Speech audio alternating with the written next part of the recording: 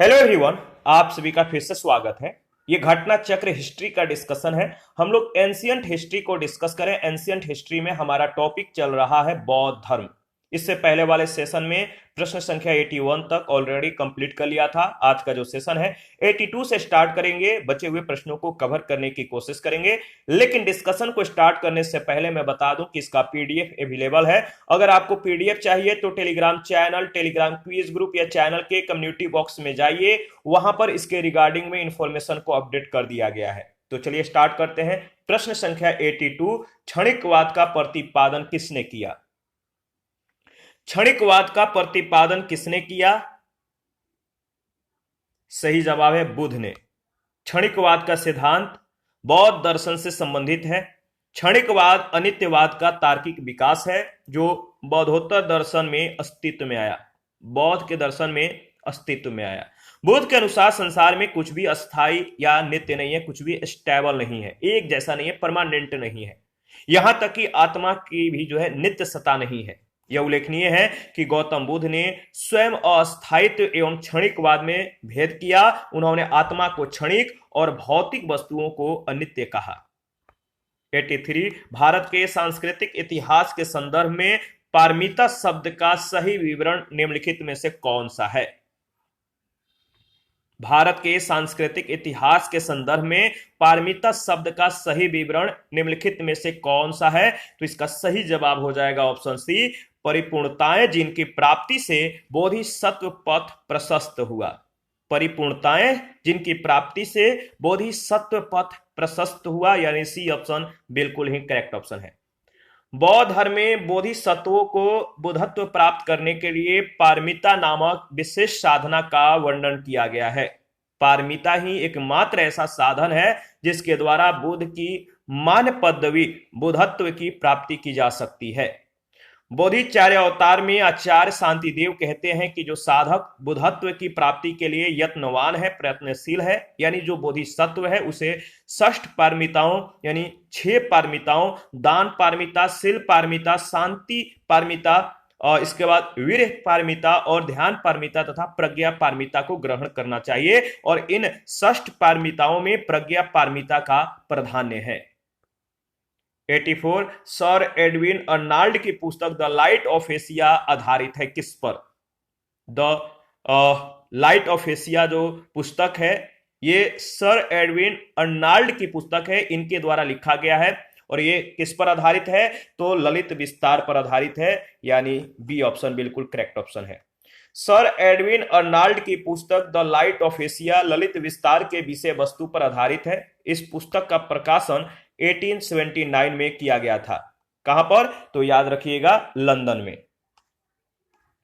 इसके बाद नेक्स्ट प्रश्न है 85, बौद्ध धर्म के महायान और हीनयान संप्रदायों में सर्वाधिक मौलिक अंतर निम्नलिखित में से कौन सा है? बौद्ध धर्म के महायान और हीनयान संप्रदायों में सर्वाधिक मौलिक अंतर निम्नलिखित में से कौन सा है? तो सही जवाब है देवी देवताओं की पूजा। ऑप्शन सी बिल्कुल करेक्ट ऑप्शन है। बौद्ध धर्म के हीनयान और महायान संप्रदायों में सर्वाधिक मौलिक अंतर देवी देवताओं की पूजा थी। हीनयान में बुद्ध को एक महापुरुष माना जाता था, जबकि महायान में उन्हें देवता माना गया, उनकी पूजा की जाने लगी। इसके साथ ही अनेक बोधिसत्वों की भी पूजा की जाने लगी। 86 है, गौतम बुद्ध को एक देवता का स्थान किस राजा के युग में प्राप्त हुआ? गौतम बुद्ध को एक देवता का स्थान किस राजा के युग में प्राप्त हुआ? तो सही जवाब है कनिष्क के, यानी बी ऑप्शन। कनिष्क के शासन काल में संपन्न चतुर्थ बौद्ध संगति में बौद्ध धर्म हीनयान एवं महायान नामक दो स्पष्ट एवं स्वतंत्र संप्रदायों में विभक्त हो गया।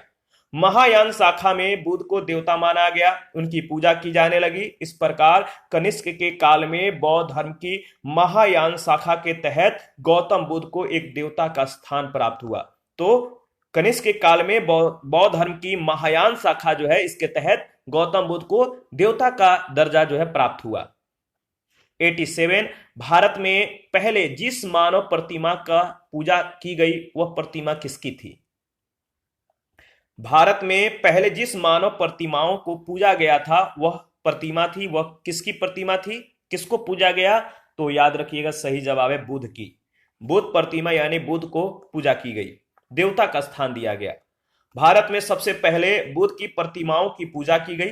बौद्ध धर्म के महायान शाखा के अनुयायियों ने सर्वप्रथम बुद्ध मूर्तियां स्थापित करके उनकी पूजा जो है प्रारंभ की। 88 नंबर, देश में निम्न में से किसने मूर्ति पूजा की नींव रखी थी? देश में निम्न में से किसने मूर्ति पूजा की नींव रखी थी? सही जवाब है बौद्ध धर्म ने, यानी बी ऑप्शन। सर्वप्रथम मूर्ति पूजा की नींव जो है बौद्धों के द्वारा रखी गई। महायानियों, जो महायान थे, महायानियों ने, जो बौद्ध धर्म के ये मतलब कि विभक्त हुए थे महायान और हीनयान में, तो महायान ने सर्वप्रथम बुद्ध की प्रतिमा स्थापित करके पूजा जो है मतलब कि आरंभ की, पूजा अर्चना शुरू की, देवता की दर्जा जो उन्हें दी गई। 89 है, गंधार शैली की मूर्ति कला में गंधार शैली के मूर्ति कला में बुद्ध के सारनाथ में हुए प्रथम धर्मोपदेश से संबंध प्रवचन मुद्रा का नाम है, क्या है? गंधार शैली की मूर्ति कला में बुद्ध के सारनाथ में हुए प्रथम धर्मोपदेश से संबंध प्रवचन मुद्रा का जो नाम है वो क्या है बताइए, काफी महत्वपूर्ण है। इसका सही जवाब हो जाएगा, याद रखिएगा, धर्म चक्र। धर्म चक्र, तो प्रवचन मुद्रा का जो नाम है वह है धर्म चक्र। गंधार कला की उत्पत्ति का जो स्रोत है एशिया माइनर तथा हेलेनिस्टिक कला थी। इस शैली की कला का प्रमुख विषय महात्मा बुद्ध का जीवन चरित्र है। इसके अंतर्गत बुद्ध की धर्म चक्र मुद्रा, ध्यान मुद्रा, अभय मुद्रा और वरद मुद्रा आदि मूर्तियों का निर्माण किया गया है। 90 नंबर, बुद्ध की खड़ी प्रतिमा निम्न में से किस काल में बनाई गई? बुद्ध की खड़ी प्रतिमा निम्न में से किस काल में बनाई गई? तो इसका सही जवाब क्या होगा बताइए? सही जवाब है कुषाण काल, यानी बी ऑप्शन। बी ऑप्शन बिल्कुल करेक्ट ऑप्शन है। कुषाण काल में ही गंधार एवं मथुरा कला शैली के तहत बुद्ध एवं बोधिसत्वों की बहुसंख्यक मूर्तियों का निर्माण हुआ। वी.एस. अग्रवाल के मतानुसार सर्वप्रथम मथुरा में ही बुद्ध मूर्तियों का निर्माण किया गया, जहां इनके लिए पर्याप्त आधार था।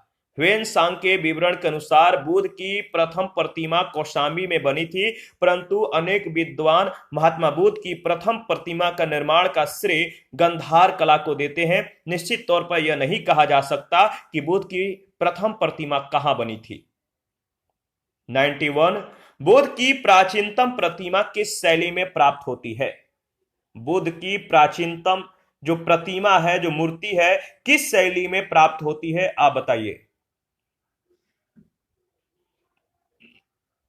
तो देखिए, अगर बात कहें तो निश्चित तौर पर यह मतलब कि कहना पॉसिबल नहीं है कि बुद्ध की प्रथम प्रतिमा कहां बनी, किस शैली में बनी, यानी इसका सही जवाब हो जाएगा ऑप्शन ई। ठीक है।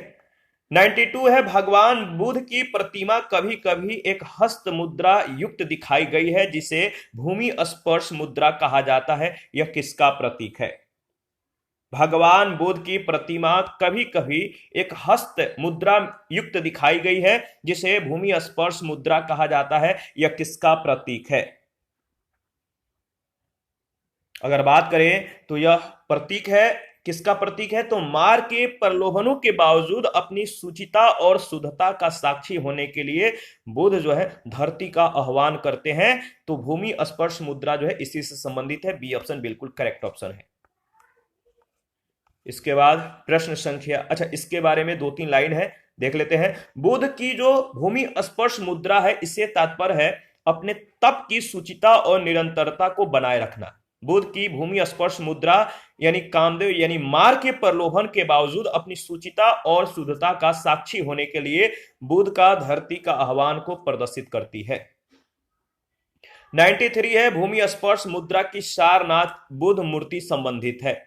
भूमि स्पर्श मुद्रा की सारनाथ बुद्ध मूर्ति जो संबंधित है, किससे संबंधित है, किस काल से संबंधित है, आप बताइए। तो देखिए इसका सही जवाब है डी ऑप्शन, गुप्त काल से।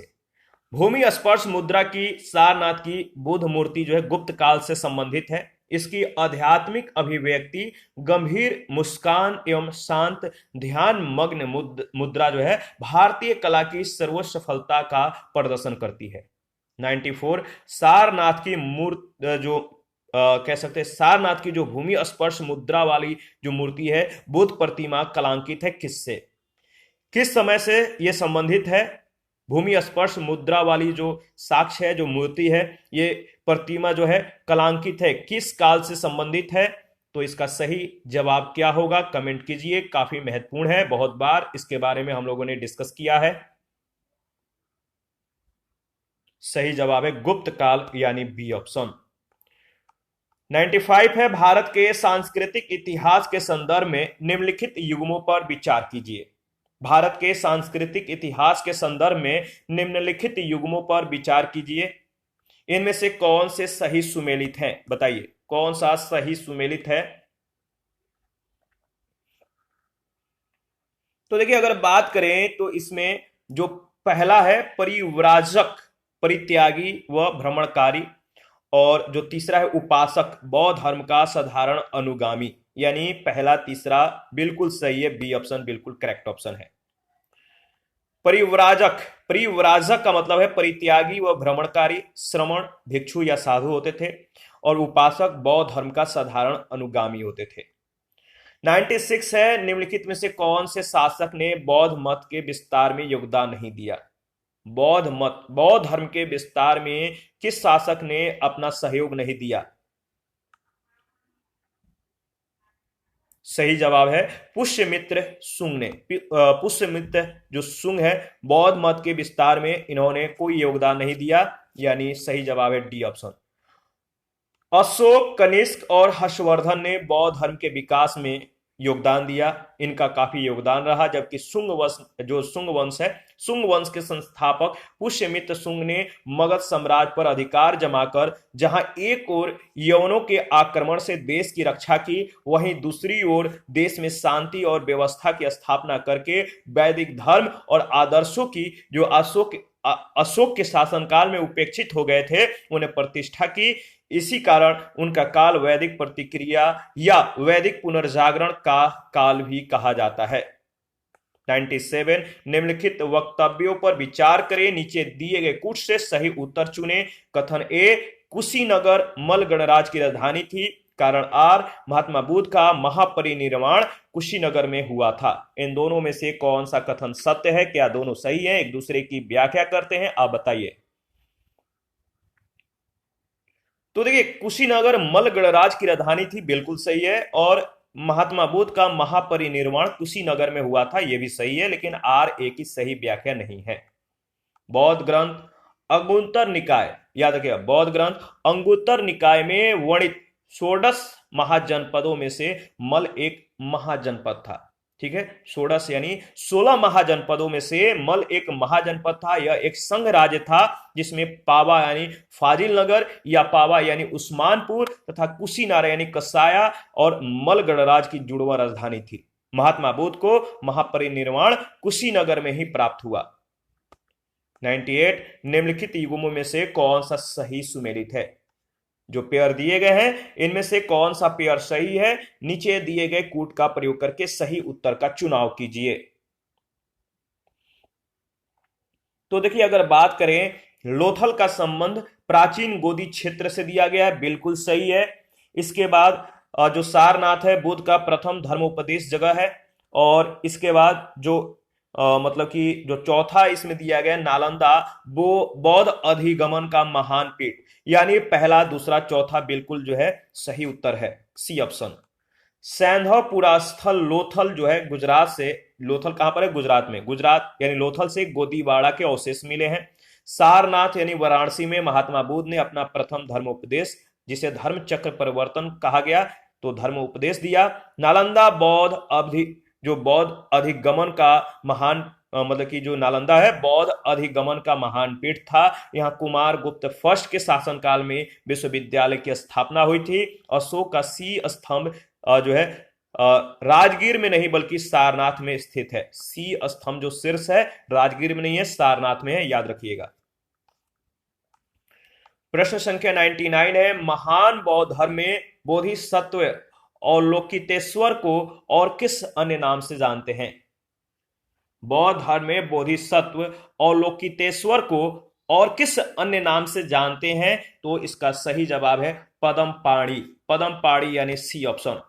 बौद्ध दर्शन में जो बौद्ध दर्शन है बौद्ध दर्शन में यह माना गया है कि बोधिसत्वों में अवलोकितेश्वर की स्थिति महिमा मंडित है। उन लोगों ने यह निश्चय किया था कि वे तब तक बुद्ध नहीं बनेंगे जब तक कि सभी मनुष्यों को निर्माण नहीं प्राप्त हो जाता। वस्तुतः बौद्ध धर्म पर हिंदू धर्म का जो प्रभाव है परिलक्षित होता है और लोकितेश्वर नारायण या पदमपाणि विष्णु का भी एक नाम है।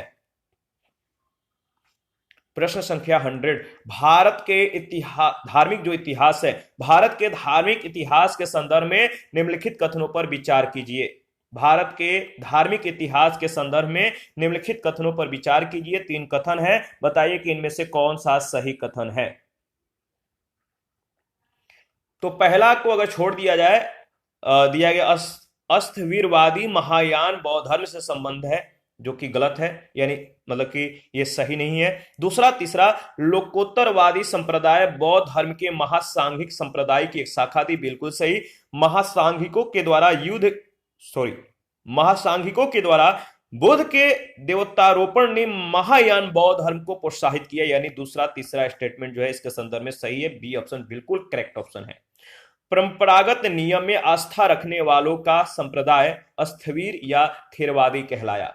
अस्थवीर, अगर बात करें, अस्थवीरवाद बौद्ध धर्म के हीनयान शाखा से संबंधित है। इसका नेतृत्व महाकच्यायन ने किया। किसने? महाकच्यायन ने। परिवर्तन के साथ नियम को स्वीकार करने वालों को या करने वालों का संप्रदाय महासांघिक कहलाया और इनका नेतृत्व महाकश्यप ने किया। लोकोत्तरवादी संप्रदाय बौद्ध धर्म के महासांघिक संप्रदाय की एक शाखा थी। बौद्ध धर्म में लोकोत्तरवाद निकाय 18 निकायों में से एक है। 101, भारतीय इतिहास के संदर्भ में निम्नलिखित में से कौन भावी बुद्ध हैं जो संसार की रक्षा के लिए अवतरित होंगे? भारतीय इतिहास के संदर्भ में निम्नलिखित में से कौन भावी बुद्ध हैं जो संसार के रक्षा के लिए अवतरित होंगे? इसका सही जवाब हो जाएगा, याद रखिएगा, मैत्रेय। C option, Maitreya. देखिए, अगर बात करें तो बौद्ध मान्यताओं के अनुसार मैत्रेय एक बोधिसत्व है जो पृथ्वी पर भविष्य में अवतरित होंगे और बुद्धत्व प्राप्त करेंगे तथा विशुद्ध धर्म की शिक्षा देंगे। मैत्रेय के अवतरण की भविष्यवाणी ऐसे समय के लिए की गई है जब इस लोक में अनैतिकता, अनाचार इतना बढ़ जाएगा कि मानव जीवन असुरक्षित होता दिखेगा। सुरक्षा के लिए लोग इधर उधर भटकेंगे, सर्वत्र त्राही त्राही मच जाएगी और मानव जीवन संघर्षमय बनता दिखेगा। ऐसे आपातकाल में बोधिसत्व मैत्रेय इस भूतल पर भविष्य के बुद्ध के रूप में जो है अवतार लेंगे। वह पुनः बौद्ध धर्म की संस्थापना करेंगे और सभी मानवों को सुख, शांति और समृद्धि को जो है प्रदान करेंगे। प्रश्न संख्या 102, भारत के धार्मिक इतिहास के संदर्भ में निम्नलिखित कथनों पर विचार कीजिए। भारत के धार्मिक इतिहास के संदर्भ में निम्नलिखित कथनों पर विचार कीजिए। 3 कथन है, इनमें से कौन सा कथन सही है आप बताइए। एक बार ऑप्शन को जो है एनालिसिस कर लीजिए, स्टेटमेंट को पढ़ लीजिए और बताइए।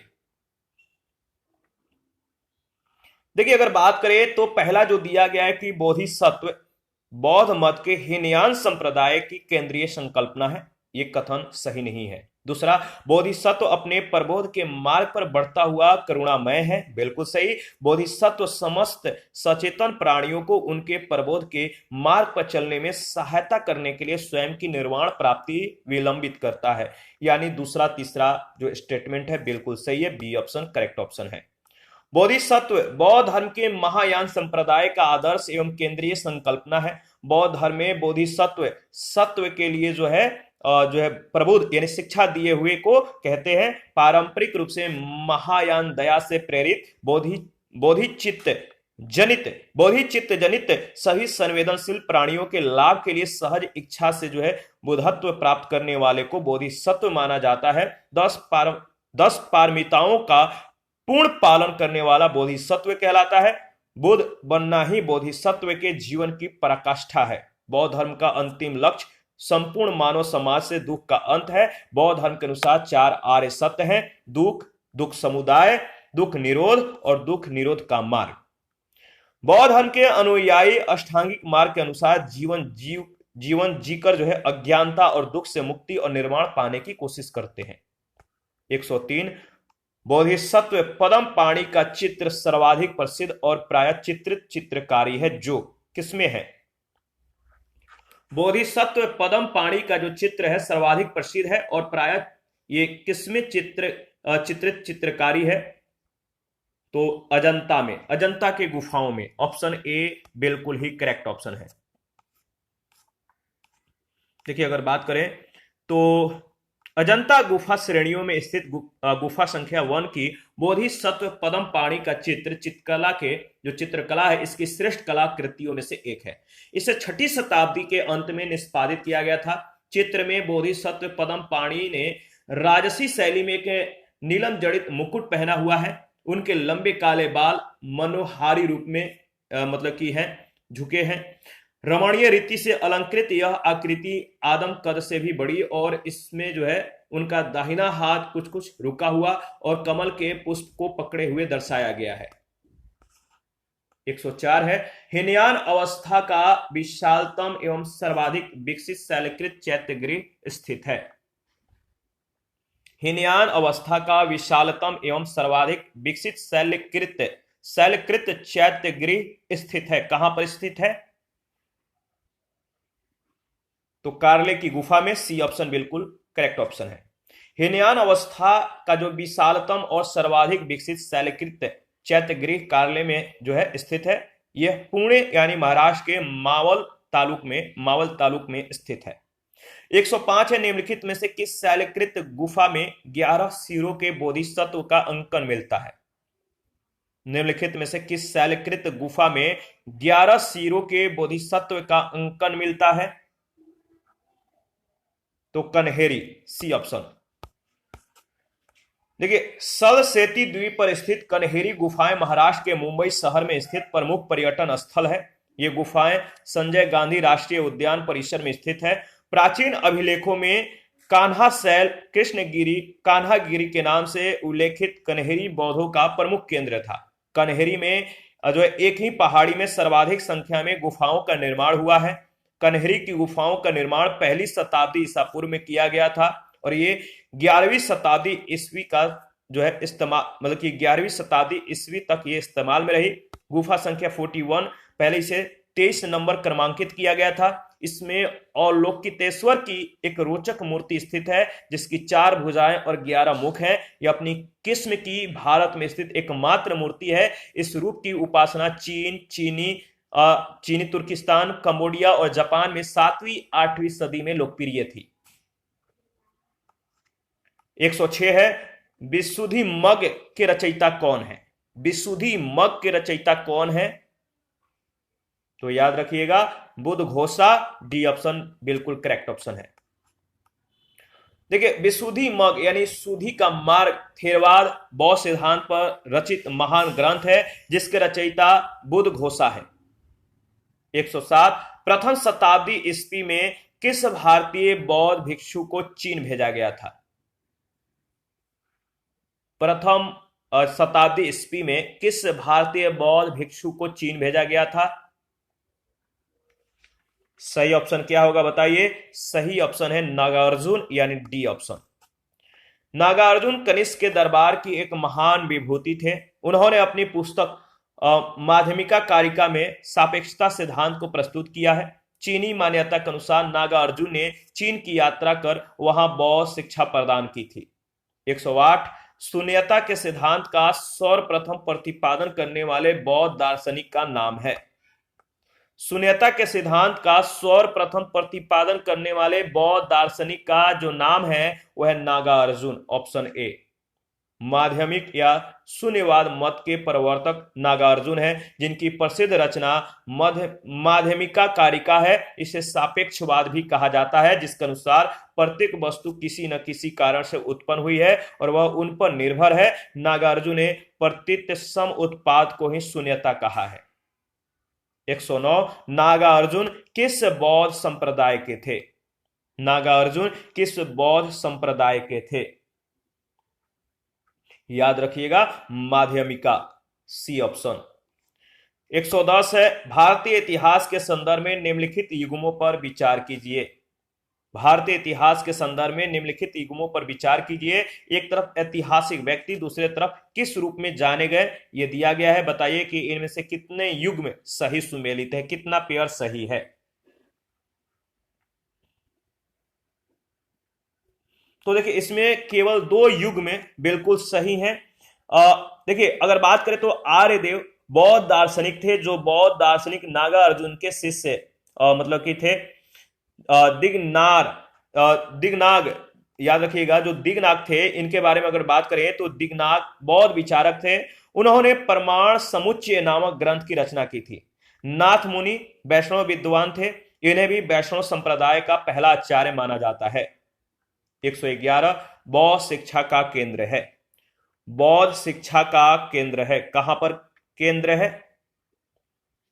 तो बौद्ध शिक्षा का जो केंद्र है, इसका सही जवाब हो जाएगा कहां पर? तो विक्रमशिला। प्राचीन काल में बौद्ध शिक्षा के 3 प्रमुख केंद्र थे। नालंदा था, वल्लभी था और विक्रमशिला था। नालंदा बिहार के आधुनिक पटना के दक्षिण में लगभग 40 मील की दूरी पर आधुनिक बड़गांव नामक ग्राम के समीप स्थित था। यह महायान बौद्ध धर्म के शिक्षा का प्रमुख केंद्र था। वल्लभी गुजरात के काठियावाड़ क्षेत्र में आधुनिक वल नामक स्थान पर स्थित पश्चिम भारत में शिक्षा और संस्कृति का प्रमुख केंद्र था। यह हीनयान बौद्ध धर्म के शिक्षा का प्रमुख केंद्र था। विक्रमशिला बिहार के आधुनिक भागलपुर से 24 मील पूर्व की ओर पत्थर घाट नामक पहाड़ी पर स्थित था। विक्रमशिला के महाविहार की स्थापना पाल नरेश धर्मपाल 770 से 810 ईस्वी में की थी। उसने जो है यहाँ मंदिर और मठ भी बनवाए थे। वाराणसी हिंदू संस्कृति और धार्मिक शिक्षा का प्रमुख केंद्र था। गिरनार गुजरात के जूनागढ़ में स्थित है। ठीक है, बुद्ध के समय में उज्जैन अवंती राज की राजधानी थी। 112 वल्लभी विश्वविद्यालय कहां स्थित था? वल्लभी विश्वविद्यालय स्थित था, कहां स्थित था? तो याद रखिएगा सही जवाब है गुजरात में, डी ऑप्शन बिल्कुल करेक्ट ऑप्शन है। 113 नालंदा विश्वविद्यालय के स्थापन का जो युग है, मतलब कि कौन सा, किसके युग में नालंदा विश्वविद्यालय की स्थापना हुई? तो गुप्त काल में, सी ऑप्शन। नालंदा एक विख्यात बौद्ध पीठ एवं विश्वविद्यालय था। यह बिहार में राजगीर के निकट स्थित था। 5वीं शताब्दी के मध्य गुप्तों के समय में नालंदा महाविहार अस्तित्व में आया। सर्वप्रथम कुमारगुप्त फर्स्ट ने नालंदा बौद्ध विहार को दान दिया। बाद में बुधगुप्त, तथागत गुप्त, बलादित्य नामक गुप्त शासकों ने भी इस विहार को दान दिए। 114 नालंदा विश्वविद्यालय के संस्थापक कौन थे? नालंदा विश्वविद्यालय के संस्थापक कौन थे? तो इसका सही जवाब हो जाएगा, याद रखिएगा, कुमारगुप्त। बी ऑप्शन बिल्कुल सही ऑप्शन है। ह्वेनत्सांग के अनुसार नालंदा महाविहार यानी विश्वविद्यालय का संस्थापक शक्रादित्य था, जिसने बौद्ध धर्म के त्रिरत्नों के प्रति महती श्रद्धा के कारण इसकी स्थापना करवाई थी। शक्रादित्य की पहचान कुमारगुप्त प्रथम से की जाती है, जिसकी प्रसिद्ध उपाधि महेंद्रादित्य थी। 115 नालंदा विश्वविद्यालय किस लिए विश्व प्रसिद्ध था? नालंदा विश्वविद्यालय किसके लिए जो है विश्व में प्रसिद्ध था? तो याद रखिएगा बौद्ध धर्म दर्शन के लिए, बौद्ध धर्म दर्शन यानी सी ऑप्शन। नालंदा महाविहार यानी विश्वविद्यालय बौद्ध धर्म दर्शन के अध्ययन के लिए यह विश्व में काफी प्रचलित था। उसी के अध्ययन के लिए चीनी यात्री ह्वेनत्सांग यहां पर आया था। 116 है, कथन ए 12वीं शताब्दी के अंत तक नालंदा महाविहार का पतन हो गया। क्या यह सही है? महाविहार को राजकीय प्रश्रय मिलना बंद हो गया था। उपयुक्त में से कौन सा सही कथन है? देखिए अगर बात करें तो ए और आर दोनों सही है। आर ए की सही व्याख्या भी करता है, यानी ऑप्शन ए बिल्कुल करेक्ट ऑप्शन है। इसके बारे में अगर बात करें तो 2-4 पॉइंट याद रखिएगा। नालंदा में एक विख्यात बौद्ध पीठ एवं विश्वविद्यालय था। यह दक्षिणी बिहार में राजगिरी यानी राजगीर के निकट स्थित था। 5वीं सदी के मध्य गुप्तों के समय में नालंदा स्थित महाविहार अस्तित्व में आया। 6ठी शताब्दी से भारत में तंत्रवाद का विकास होता है। पाल शासक धर्मपाल ने विक्रमशिला विश्वविद्यालय की स्थापना की। आगे पाल शासकों ने तंत्रवाद की शिक्षा पर केंद्रित विक्रमशिला को अधिक महत्व दिया। नालंदा उपेक्षित होने लगा और 12वीं शताब्दी के अंत तक उसका जो है मतलब कि क्रमिक रूप से पतन होता गया। बाद में बख्तियार खिलजी के द्वारा इसे जलाकर अंतिम रूप से नष्ट कर दिया गया। इस तरह नालंदा के पतन में राजकीय प्रश्रय का अभाव भी एक कारण था। 117 नौ नालंदा महाविहार किसके लिए विख्यात है? नौ नालंदा महाविहार किसके लिए विख्यात है? तो पाली अनुसंधान संस्थान के लिए यह विख्यात है, सी ऑप्शन। नौ नालंदा महाविहार बौद्ध अध्ययन का आधुनिक केंद्र है, जिसे बिहार सरकार ने 1951 में नालंदा में स्थापित किया था। इस केंद्र में बौद्ध और पाली अनुसंधान संस्थान है। यहां बड़ी संख्या में श्रीलंका, जापान, कोरिया, तिब्बत, भूटान आदि देशों से पाली और बौद्ध अध्ययन पर अनुसंधान के लिए विद्यार्थी आते हैं।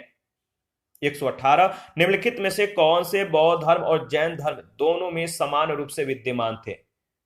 बौद्ध धर्म और जैन धर्म में कौन सी समानता थी, आप बताइए। देखिए, पहला है तप और भोग के अति का परिहार, ये सही नहीं है, ये शामिल नहीं था। वेद प्रमाण के प्रति अनास्था, ये सही है। कर्मकांडों की फलवत्ता का निषेध, ये भी सही है। प्राणियों की हिंसा का निषेध यानी अहिंसा, यानी दूसरा, तीसरा और चौथा, ये जो है बौद्ध मतलब कि बौद्ध और जो बौद्ध धर्म है, जैन धर्म है, इन दोनों में जो समान रूप से विद्यमान थे ये तीनों थे। तप और भोग की अति का परिहार एवं मध्यम मार्ग का अनुसरण केवल बौद्ध धर्म में किया गया था, जैन धर्म में नहीं। जबकि वेदों की प्रमाणीयता के प्रति अनास्था, यानी वेदों के प्रमाणता को नहीं मानते थे। कर्मकांडों की फलवत्ता का निषेध, यानी कर्मकांड पर विश्वास नहीं करते थे।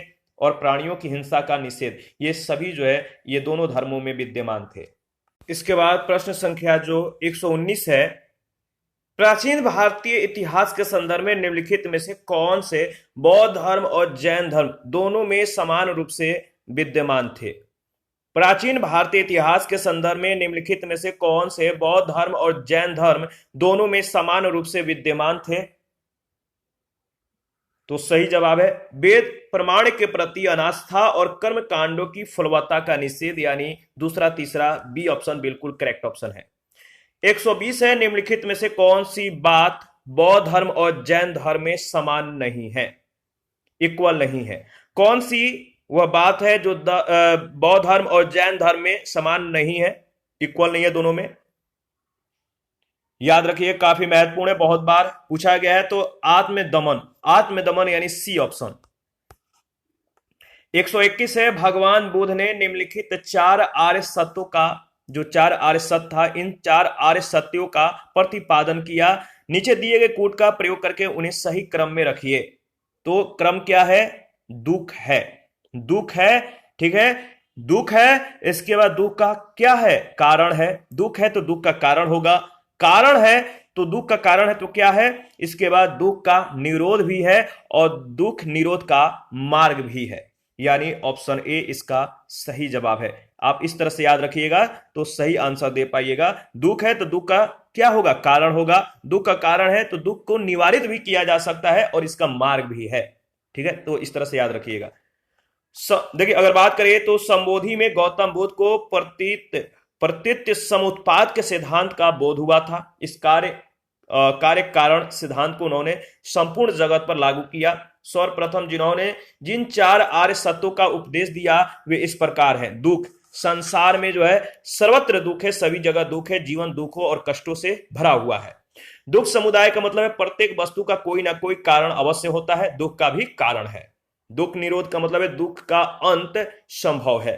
दुख निरोध गामिनी प्रतिपदा का मतलब है दुख के मूल अविद्या के विनाश के, जो दुख है दुख के मूल अविद्या यानी विद्या के विनाश का उपाय अष्टांगिक मार्ग है। तो याद रखिएगा। नेक्स्ट है प्रश्न संख्या 122, बौद्ध धर्म और जैन धर्म दोनों ही जो ये धर्म है किसमें विश्वास करते हैं? बौद्ध धर्म, जैन धर्म, ये दोनों किसमें विश्वास करते हैं? तो कर्म और पुनर्जन्म के सिद्धांत में जो है ये दोनों विश्वास करते हैं। तो ऑप्शन ए बिल्कुल सही है। बुद्ध और महावीर दोनों ही 6ठी शताब्दी ईसा पूर्व के धार्मिक क्रांति के अग्रदूत थे। इन दोनों ने वैदिक कर्मकांडों और वेदों की अपरुषयता का समान रूप से विरोध किया। अहिंसा तथा सदाचार पर दोनों ने बल दिया। दोनों ही कर्मवाद और पुनर्जन्म में विश्वास रखते थे। 123 बौद्ध धर्म के अनुसार विचार कीजिए। पहला है पुनर्जन्म नहीं होता है, कारण आत्मा की सत्ता नहीं है। इन दोनों में से कौन सा कथन सत्य है, आप बताइए। तो सही जवाब है ए जो है गलत है और आर सही है, यानी डी ऑप्शन बिल्कुल करेक्ट ऑप्शन है। प्रतीत समुत्पाद जो है बुद्ध के उपदेशों का सार है। ब्राह्मण ग्रंथों के द्वारा प्रतिपादित वेदों की अपरुषयता एवं आत्मा की अमरता के सिद्धांत को उन्होंने स्वीकार नहीं किया, परंतु आत्मा के अस्तित्व को अस्वीकार करने के बावजूद वे पुनर्जन्म तथा कर्म के सिद्धांत को मानते थे। उनके अनुसार जीवन विभिन्न अवस्थाओं की संतति है जो एक दूसरे पर निर्भर करती है। किसी अवस्था की उत्पत्ति जो है उसकी पूर्ववर्ती अवस्था से होती है। कथन ए गलत है, कारण आर सही है। 124 है बौद्ध धर्म के विषय में कौन सा कथन सही है। बौद्ध धर्म के विषय में कौन सा कथन सही है। तो देखिए, पहला उसने वर्ण और जाति को जो है अस्वीकार नहीं किया, यह बिल्कुल सही है। उसने ब्राह्मण वर्ग के सर्व सामाजिक कोटि को चुनौती दी, यह भी सही है। उसने कुछ के शिल्पों को निम्न माना।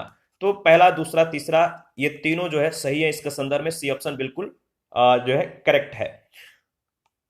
पहला, दूसरा, तीसरा। बौद्ध धर्म में देखिए वर्ण व्यवस्था को स्वीकार तो किया गया, लेकिन उसने ब्राह्मण जो वर्ण की सर्वोच्चता थी, सामाजिक स्थिति को स्वीकार नहीं किया गया। बौद्ध धर्म में कुछ शिल्पों को निम्न माना गया। 125 है बौद्ध धर्म के विस्तार के कारणों में सम्मिलित थे। बौद्ध धर्म के विस्तार के कारणों में क्या क्या सम्मिलित थे, आपको बताना है। देखिए, अगर बात करें तो इसका सही जवाब हो जाएगा पहला, दूसरा, तीसरा, चौथा। पांचवा जो दिया गया ये सही नहीं है। दार्शनिकों के द्वारा वैदिक भावना की सुदृढ़ता, ये जो है बौद्ध धर्म के विस्तार के कारणों में शामिल नहीं है। तो सी ऑप्शन बिल्कुल करेक्ट ऑप्शन है। देखिए, बौद्ध धर्म की सादगी, दलितों के लिए विशेष अपील, मिशनरी भावना, स्थानीय भाषा का प्रयोग बौद्ध धर्म के विस्तार के प्रमुख कारणों में सम्मिलित थे, जबकि दार्शनिकों के द्वारा वैदिक भावना की सुदृढ़ता इसमें शामिल नहीं थी। 126 आरंभिक मध्ययुगीन समय में बौद्ध धर्म का पतन किन कारणों से शुरू हुआ। आरंभिक मध्ययुगीन समय में बौद्ध धर्म का पतन किन कारणों से शुरू हुआ। इसका सही जवाब क्या होगा, बताइए। तो इसका सही जवाब हो जाएगा कि आरंभिक मध्ययुगीन समय में बौद्ध धर्म का पतन किन कारणों से शुरू हुआ। तो उस समय तक बुद्ध विष्णु के अवतार समझे जाने लगे और वैष्णव धर्म का हिस्सा बन गए। केवल पहला जो है यानी ऑप्शन ए बिल्कुल करेक्ट ऑप्शन है। आरंभिक मध्ययुगीन समय में भारत में बौद्ध धर्म का पतन इसलिए हुआ कि उस समय बुद्ध विष्णु के अवतार समझे जाने लगे और वैष्णव धर्म का हिस्सा बन गए। दूसरा, तीसरा कथन जो सही नहीं है। आगे बढ़ते हैं। नेक्स्ट प्रश्न संख्या 127 है भारत के धार्मिक इतिहास के संदर्भ में निम्नलिखित कथनों पर विचार कीजिए। दो कथन है, इनमें से कौन सा कथन सत्य है, आपको बताना है। भारत के धार्मिक इतिहास के संदर्भ में जो कथन सही है वो कौन कौन सा कथन है। तो पहला इसमें है कि सौत्रांतिक और समितीय जैन मत के संप्रदाय थे। दूसरा है सर्वास्तिवादियों की मान्यता थी कि दिग्विषय यानी दिग्विषय जो है फिनोमिना के अवयव पूर्णतः क्षणिक नहीं है, अपितु अव्यक्त रूप से सदैव विद्यमान रहते हैं। इन दोनों में से जो कथन सत्य है केवल दूसरा यानी बी ऑप्शन बिल्कुल करेक्ट ऑप्शन है। सौत्रांत्रिक और समितीय जैन मत के संप्रदाय नहीं बल्कि बौद्ध मत के संप्रदाय है, इसलिए पहला सत्य है। सर्वास्तिवाद में जो है तीन शब्द सर्व, अस्ति और वाद। सर्व यानी सभी तत्व, अस्ति यानी अर्थार्थ है। और इस प्रकार तृतीय बौद्ध संगति में जिन भिक्षुओं ने सभी तत्वों का अस्तित्व जो है सभी कालों में स्वीकार किया, वे संगति छोड़कर कश्मीर चले गए और सर्वास्तिवादी कहलाए। कनिष्क के काल में चौथी बौद्ध संगति जो है कश्मीर में मतलब कि स्वास्तिवादियों के द्वारा ही आयोजित की गई और इनका प्रभाव लगभग पूरे देश में फैल गया। 128 निम्नांकित कथनों पर विचार करें एवं चैत्य तथा बिहार में क्या अंतर है इसे चुने। चैत्य और बिहार में क्या अंतर है बताइए। चैत्य जो है पूजा स्थल होता है, जबकि विहार निवास स्थान है। इसको याद रखिएगा, बहुत बार प्रश्न पूछा गया है। चैत्य का मतलब होता है चीता संबंधी। सौदाह के पश्चात बचे हुए अवशेषों को भूमि में गाड़कर उनके ऊपर जो समाधियां बनाई गई उन्हीं को प्रारंभ में चैत्य या स्तूप कहा गया।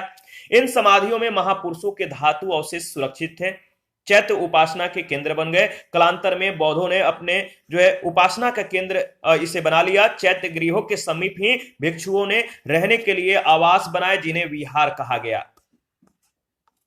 इसके बाद 129, कुछ शैलकृत बौद्ध गुफाओं को चैत्य कहते हैं, जबकि अन्य को विहार। दोनों में क्या अंतर है आप बताइए, दोनों में क्या अंतर है? दोनों में जो अंतर है वो है आपका चैत्य पूजा स्थल होता है, विहार बौद्ध भिक्षुओं का निवास स्थान होता है। 130, निम्नलिखित कथनों पर विचार कीजिए। दो कथन है, कौन कौन से कथन सत्य है आपको बताना है। पहला कथन है, पश्चिम गोदावरी जिले के गुंटूपली में प्रारंभिक चैत्य गृह और विहार चट्टानों को जो है काटकर बनाए गए हैं। बिल्कुल सही। पूर्वी दक्कन के चैत्य और विहार साधारणतः चट्टानों को काटकर बनाए गए हैं। दोनों सही है, पहला और दूसरा दोनों स्टेटमेंट करेक्ट है। गुंटूपली में चट्टानों को काटकर प्रारंभिक चैत्य गृह और विहारों का निर्माण किया गया। प्रश्न काल में गुंटूपली आंध्र प्रदेश के पश्चिमी गोदावरी जिले में स्थित था। वर्तमान में यह एलूरू जिले का भाग है, तो याद रखिएगा। 131 है, सुल्तानी युग में बौद्धों की कौन सी शाखा सबसे प्रभावशाली थी? सुल्तानी युग में बौद्धों की कौन सी शाखा सबसे प्रभावशाली थी? तो वज्रयान। मध्यकाल में बौद्धों की वज्रयान शाखा सबसे अधिक प्रभावशाली थी। वज्रयान का सबसे अधिक विकास 8वीं शताब्दी में हुआ था। इसके सिद्धांत मंजूश्री, मूलकल्प तथा गुह्य समाज नामक ग्रंथों में जो है मिलते हैं। और इसी के साथ आज का जो सेशन है समाप्त करते हैं। नेक्स्ट सेशन में जैन धर्म को डिस्कस करेंगे। ये भी काफी महत्वपूर्ण चैप्टर है। अगर आपके पास बुक है तो बहुत अच्छी बात है, नहीं तो पीडीएफ अवेलेबल है, पीडीएफ प्रोवाइड कराया जाता है, आप ले सकते हैं। और जैन धर्म को या जितने भी आगामी जो टॉपिक है आप उसको एक बार रिवाइज कर सकते हैं। रिवाइज के साथ हमारे साथ जो लेक्चर को जो है कंटिन्यू रख सकते हैं। तो आप अपना प्रतिक्रिया देते रहें। आपके प्रतिक्रियाओं का हमें बेसब्री से इंतजार रहता है। जिन लोगों ने Telegram channel, Telegram quiz group, Facebook page, Instagram को ज्वाइन नहीं किया है, वीडियो के डिस्क्रिप्शन बॉक्स में उसका लिंक है, आप ज्वाइन कर सकते हैं और हमें सपोर्ट करें। आपका सपोर्ट हमारे लिए काफी महत्वपूर्ण है। Thank you.